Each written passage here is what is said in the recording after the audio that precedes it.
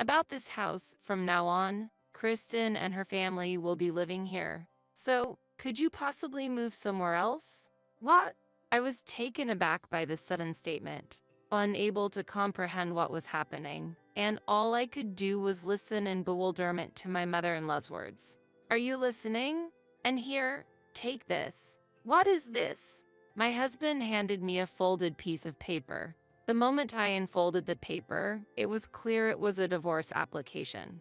I could not grasp the intentions of my mother-in-law or my husband at all. You'll understand once you open it. It's the divorce paper.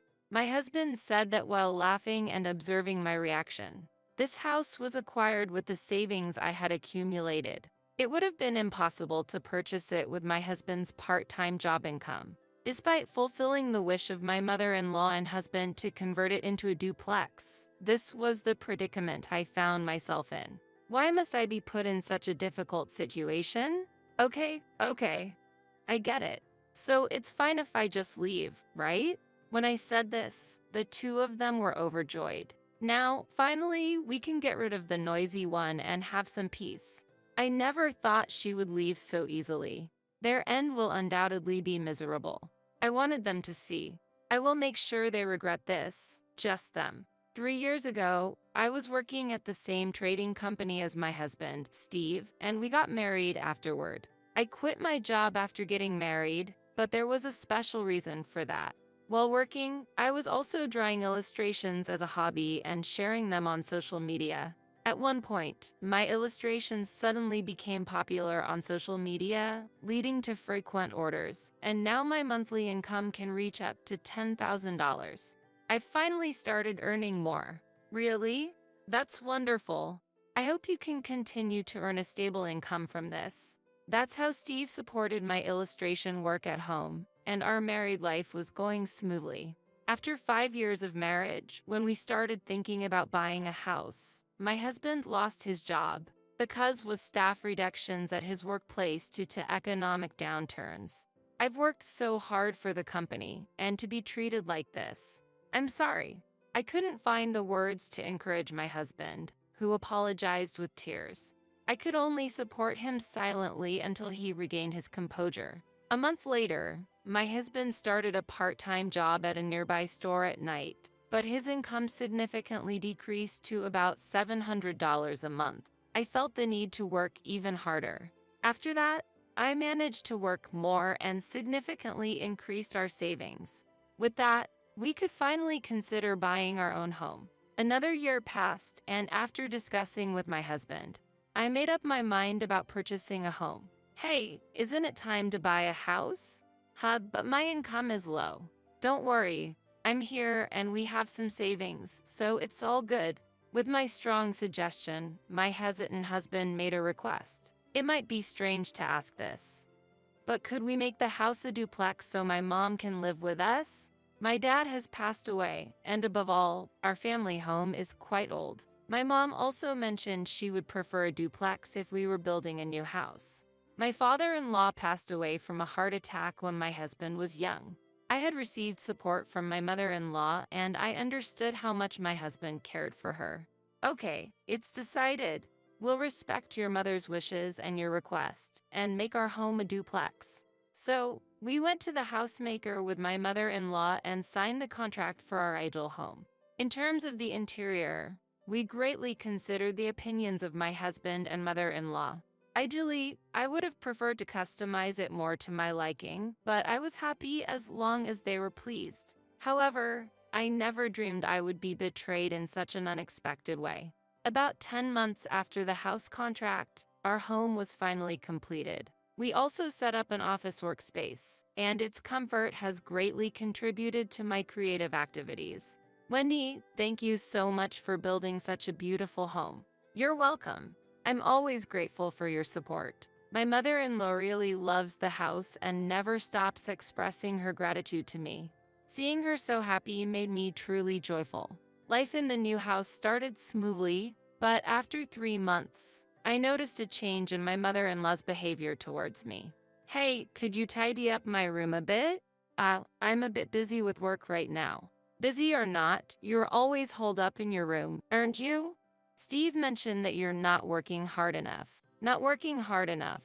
What has my husband seen to say such a thing? This house was built with my earnings, yet I wanted to argue with my mother-in-law, but since it was unclear whether Steve actually said that, I ended up silently complying with her request and started cleaning the room. While I was cleaning, my mother-in-law relaxed and did nothing. After about an hour of cleaning and getting things in order, I spoke to my mother-in-law. So, you're finally done. I'll be asking you to do this regularly from now on, you know. Yes. I was so astounded that I was at a loss for words. Why do I have to do things like I'm her servant? While my mother-in-law's words were infuriating, my anger towards my husband also grew. I decided to confront him about this at dinner. By the way, I heard from your mother that you've been complaining about my work ethic? Well, just a bit. When I see my sister working hard at the factory, I feel like there's a lack of fairness compared to you staying at home. Steve has an older sister named Kristen, who is 2 years older than him. She has a 3-year-old child and gets along well with her husband and even keeps in touch with me occasionally. Still, I was shocked to hear that Steve actually felt that way. I thought he was on my side, but hearing this truth left me stunned. After that, my mother-in-law's treatment of me became even stricter. It started with just cleaning, but gradually escalated to demands like give me a massage and make me some coffee, treating me like a servant. Steve still showed no intention of looking for a full-time job. Hey, aren't you going to look for a full-time job soon? Stop nagging. You're earning well enough, so that should be sufficient. With a husband who wouldn't listen and a mother-in-law who treated me like a laborer, I was on the verge of breaking down. Kristen, I can't take it anymore. Help me. Are you okay? After 3 months of enduring this, I sought help from Kristen, who immediately intervened and apparently spoke sternly to Steve and my mother-in-law. Thanks to Kristen, the harassment stopped temporarily for about 2 weeks. Then one evening after dinner, while I was washing the dishes, Steve said he wanted to talk. What do you want to talk about? Just wait. I'll call Mom, so sit here. Wondering what I was about to hear, I waited anxiously on the living room sofa for my mother-in-law and husband. Sorry to keep you waiting. Steve said you had something to talk about. As I said that, my mother-in-law and husband exchanged glances and smirked. Taking her time, my mother-in-law started speaking. About this house, from now on, Kristen and her family will be living here. So, could you possibly move somewhere else? What? I was taken aback by this sudden statement, unable to comprehend what was happening, and all I could do was listen in bewilderment to my mother-in-law's words. Are you listening? And here, take this. What is this? My husband handed me a folded piece of paper. The moment I unfolded the paper, it was clear it was a divorce application. I could not grasp the intentions of my mother-in-law or my husband at all. You'll understand once you open it. It's the divorce papers. My husband said that while laughing, observing my reaction. This house was acquired with the savings I had accumulated. It would have been impossible to purchase it with my husband's part-time job income. Despite fulfilling the wish of my mother-in-law and husband to convert it into a duplex, this is the predicament I find myself in. Why must I be put in such a difficult situation? What's been going on with both of you for the past few months? I appreciate that you provided this house for us, but your income surpasses that of Steve, putting him in a difficult position. We don't need someone who can't respect her husband in this house. That's why we've decided that Kristen will live here instead. That's right. I'm honestly jealous that you were doing well by yourself. I didn't quit my job on my own, and yet I've been pressured to keep looking for work. I'm fed up. So that's the reason. Their harsh treatment towards me was based on such a background. I'm just astonished by their childish reasoning. This house was purchased with my earnings. I really wanted to say, you two should be the ones to leave. But I no longer had the energy to respond. Okay. I get it. So it's fine if I just leave, right? Yeah, that's right. Now, finally, we can get rid of the noisy one and have some peace. When I declared I would leave, they could hardly hide their joy. Well, if that's what they want, I'll respond in kind. Just watch. I'll make sure they regret this. From that moment, I vowed to get back at them. The next day, I packed the bare minimum and left the house. My mother-in-law and Steve were there to see me off, but there was not a trace of sadness. Make sure you submit the divorce papers. Thinking that I won't have to see you anymore brightens my mood. We'll take good care of this house, so don't worry. They were spouting whatever they pleased. Don't worry, I won't let you have your way from now on. After leaving the house, I immediately contacted Kristen. Hello, Kristen? Oh, what's up? Actually, I told her about being asked to leave the house by my mother-in-law and Steve, and that Kristen was supposedly going to live in the house after me. What? What's happening? Can we meet somewhere to talk? This information was completely new to Kristen. To discuss the details, I headed to a nearby cafe she suggested. About 5 minutes after I arrived at the cafe, Kristen also arrived. Sorry for the sudden request. No, it's fine. I have nowhere else to go now anyway. As I said that with a hint of self-mockery, Kristen's expression sharpened. About that matter, I haven't heard anything from Mom or Steve. In fact, I didn't know about it. My husband and I are actually planning to build a house elsewhere. Did you really not know about this? I really had no idea. I was surprised by this as well. This meant that Steve and my mother-in-law lied about Kristen moving in to kick me out of the house. Knowing that, I realize I don't need to cling to that house anymore. I'm relieved to hear that. Actually, I was considering selling the house, even if you were really going to live there. I've made up my mind now. I don't want those two to be happy at all. Indeed, they went too far. What you want to do is up to you, Wendy. I can't overlook what happened this time. I felt relieved after talking to Kristen. I'm so glad I could talk to you, Kristen. Thank you. After leaving the cafe, I went straight to the city hall to submit the divorce papers. Then, I visited a real estate agent to discuss selling the house and land, handing over the property register. Those two must be living peacefully, unaware of anything. Every time I think of them, anger wells up inside me. The real estate agent mentioned that the property is well located and relatively new, so a buyer should be found quickly. Please contact me once it's sold. I'll be at my parents' home for a while. I left everything to the real estate agent and returned to my parents' house. An hour later, I arrived home and my parents welcomed me back, though surprised by my sudden return. 2 weeks later, I received a call that a potential buyer was interested in the house. They wanted to see the house immediately and planned to visit the next weekend. Would it be okay if I joined the visit? As a former resident, I can provide detailed guidance about the house. The real estate agency contacted the potential buyers, who were pleased and requested my presence. Now, your happy times won't last long. Just imagining their shocked faces makes me smile. Then came the day of the visit. As the real estate agent opened the front door, my ex-husband, Steve, appeared, flustered. What the hell? Who are you? I'll call the police. Startled by Steve's loud voice, the real estate agent hesitated, but I spoke up from behind. Don't worry about him. He has no right to say such things. Wendy, what's going on? Ignoring Steve's reaction, I led the potential buyers and the agent inside the house. Here is the living room. As I continued the tour, Steve raised his voice again, trying to interfere. Wait a minute. What's going on? I'm asking you. My mother-in-law also showed up, adding to the commotion. What a hassle. What is the meaning of this? I'll call the police. The police. Go ahead, call them. Anyway, this house is no longer yours. I'm truly sorry to the visitors.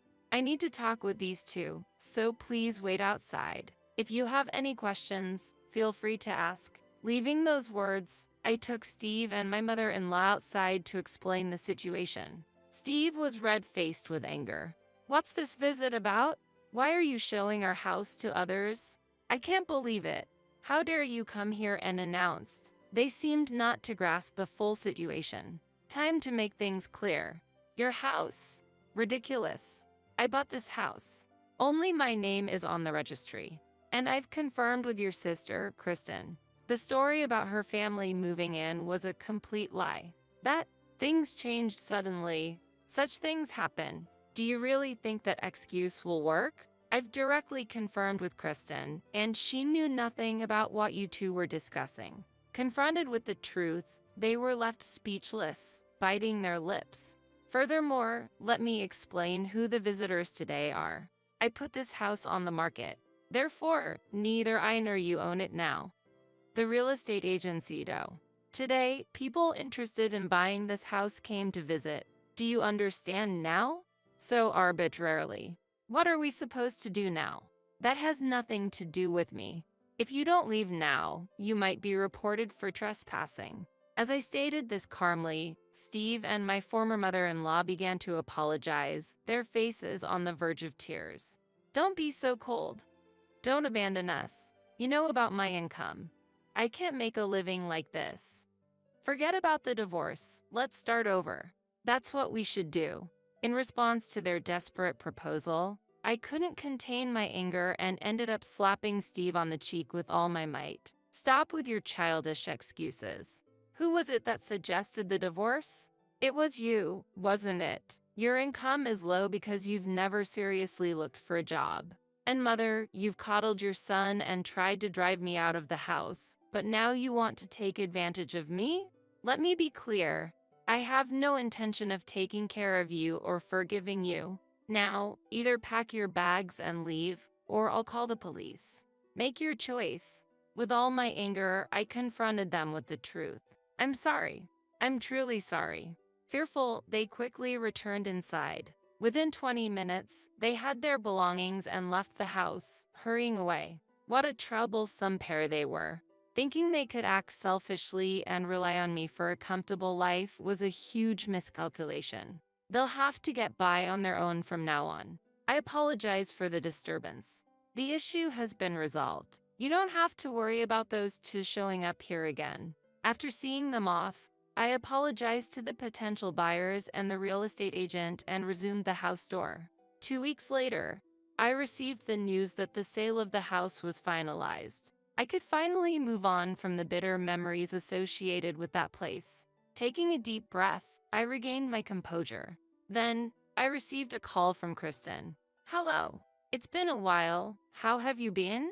It's been quite some time. Actually, I managed to sell the house. That's great news. After a pleasant chat with Kristen, I found myself wondering about Steve and his mother. By the way, how are those two doing now? Well, from what I've heard, they're living together in a rundown, low-value apartment. Steve is still working part-time at the store and is struggling to find a full-time job due to his age, making it hard to secure stable employment. As a result, they're having a tough time financially, and Mom has started working part-time at a supermarket to help make ends meet. Looking back, Wendy, deciding to divorce might have been the best choice for you. Receiving this detailed update from Kristen, I felt reassured that my decision was the right one. If I had continued living with them, the mental and financial burdens I would have faced would have been much greater than now. Maybe you're right. I'd like to keep in touch with you, Kristen, if that's okay? Really? I'm delighted. Please keep in touch. Let's go out for lunch with my child sometime. With that, the call ended. In the end, that decision was the most rational choice for my future, reaffirming my belief that living independently and doing what I love suits me best. For now, I'm fine without marriage or romance.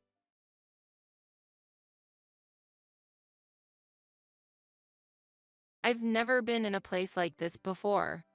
It's like a dream come true to live in a place like this. Carrie's light voice spread to every corner of the house. Sam, my brother, took to that voice and said, kind of teasingly, Emma, are you still here? Can you leave a little bit early? Sam chuckled, and Carrie leaned into Sam's arms sweetly. She smiled a little nastily at me and lightly poked Sam's forehead with her finger. Oh my God, don't say that. Emma is single. You have to be a little more careful. When I looked at them after they came to my parents' house, I felt that they were really only thinking about themselves. What were they thinking, these two? My parents would only give me a little warning. That might not be a good idea. However, they never seem to think about me. Sam and Carrie are happily whispering to each other as I make a move to pack my bags. They don't seem to care at all about the condition of this house or my feelings about it. It might be too late for regrets.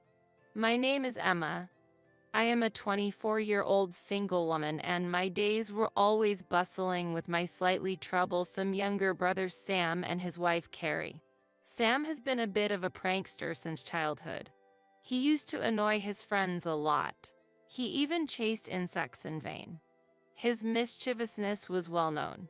He and I were a bit on different wavelengths, and I never made an effort to understand his personality. Carrie, who married Sam, also seems somewhat flippant. If she had been mature and sensible, she would not have been so blatantly surprised by me when we first met. Carrie is 24 years old, like me, and seems to be living happily with Sam now. She sometimes pokes a little fun at me, and I think she has become a little arrogant since she got married. Our parents have always spoiled Sam. Sam was sociable, had many friends, and was well received by his school teachers. I wasn't good at sports, but I was at the top of my class when it came to academics. Despite this, I never received much recognition from my parents or Sam. Even now, their attitude feels much the same. Sam's school years were marked by problematic behaviors. I think part of the reason for this can be attributed to our parents for not guiding him properly. In fact, Sam had touched or broken other people's belongings, leading to several apologies and compensation discussions with our parents. But out of compassion for Sam, our parents let his mistakes slide and didn't apologize to the affected parties. This led to escalating problems, and they even faced hefty bills a few times. Each time, our parents chose to pay in installments, and it seemed they were still repaying the debts over a long period. Such was Sam, but he was allowed to go to college. However, his job after graduation didn't work out, and he ended up working part-time. He has been dependent on our parents for money to go out and play. Our parents have also been very rough with money, and it seems that they have had to put up with a lot in order to give Sam an allowance. Then one day, a surprise came to me. Sam's girlfriend, Carrie, was going to live with Sam in our parents' house. Carrie said she wanted to support my parents in their old age, but honestly, I'm a little skeptical. Based on past experiences, I don't think she was being 100% sincere in saying that. In fact, she might be assuming that living with our parents would be easier financially. Sam does not have a full-time job. Maybe she thinks she wouldn't have to worry about rent and might even get an allowance once in a while. Besides, it sounded like our parents were thinking of their future grandchildren and were on board with Carrie's proposal.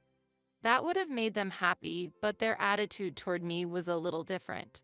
My mother, in particular, told me to get out of the house, and my father started to avoid me. Even Sam and Carrie were a little distant from me. I was really sad to see their attitudes. I have been supporting my family's finances all these years, but when I look at them, it is as if they have forgotten about my efforts. My heart ached to see their indifferent faces. It made me want to argue with them a little.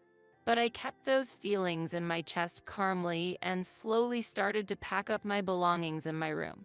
If I were to say, I'm leaving home, there might be a lot of opposition. But as long as everyone told me to leave the house, I would respect their wishes. My younger brother and his wife, behaving like children, came to the family home, and our parents indulged them. I have been putting money aside for a long time to repay the amount I spent on my family. My parents did not pay my college tuition due to financial reasons and out of spite. However, with some ingenuity and saving, I was able to pay back my college tuition in a little over 2 years. After I got a job, I worked a small part-time job after work and put the money I earned from that into the family budget. That effort finally ended with the last payment. However, my parents seemed to think that I would keep sending them money for years to come, and they used it comfortably. I asked them gently, "Are you sure about this?" Then my mother raised her voice and said, "Are you making fun of us?" I became a little sad and decided to leave home. With one last look at Carrie, Sam, and my parents' faces, I began to move on to a new life. A month passed and I started living in a new place with my longtime boyfriend, James. He is always kind and cares about me more than his family. With him, my new life would be wonderful. One day, I received a call from an unknown number.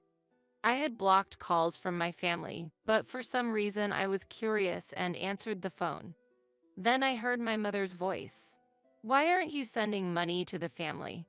That was the content of the call. I was a little surprised that my relationship with them had not yet been severed, but I couldn't help but be curious, and I ended up knowing more about their lives.